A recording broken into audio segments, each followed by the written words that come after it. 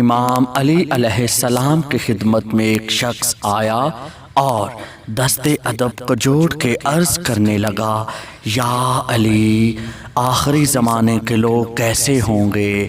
بس یہ کہنا تھا کہ امام علی علیہ السلام نے فرمایا، اے شخص، یاد رکھنا آخری زمانے کے لوگ بھیڑیے ہوں گے اور حکمران درندے۔ دنیاوی طبقہ کھا پی کے مست رہنے والا ہوگا، فقیر اور نادار مردہ پائے جائیں گے، سچائی دب جائے گی، جھوٹ ابھر آئے گا، محبت صرف لفظوں اور زبان تک محدود رہے گی، لوگوں کے دلوں میں ایک دوسرے کے لیے رنجشیں ہوں، یہ لوگ منہ پر ایک دوسرے کی تعریف کریں گے اور دل میں نفرت۔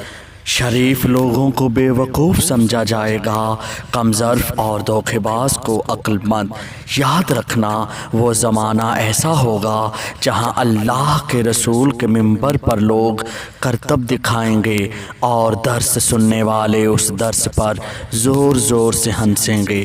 یاد رکھنا وہ زمانہ ایسا ہوگا جب انسانوں کے ضمیر مردہ ہونے لگیں گے، انسانوں کے قریب دولت اور خواہش کے سوا کچھ نہ ہوگا، وہ ہر انسان کی شخصیت کو دولت کے ترازو میں تولیں گے۔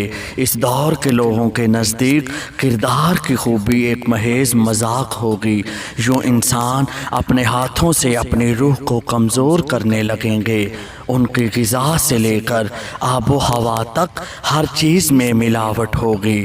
وہ کہنے لگا، یا علی، جب وہ زمانہ آ جائے تو پھر مومن کیا کرے؟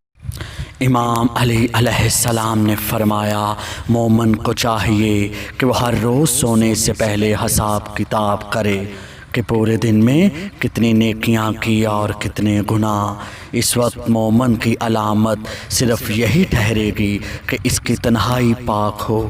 یاد رکھنا اس وقت جنت میں جانے والا شخص وہی ہوگا جو خواہشات سے نکل کر اپنے نفس کی اصلاح میں لگ جائے، غیر پر تنقید کرنے سے پہلے اپنے وجود سے سوال کرے کہ وہ عیب وہ جو دوسروں میں تلاش کر رہا ہے اس کے اپنے وجود میں تو نہیں۔ وہ انسان سوچ کو قائم کرے گا تو اللہ اپنی رحمت کے دروازے اس انسان کے لیے کھول دے گا۔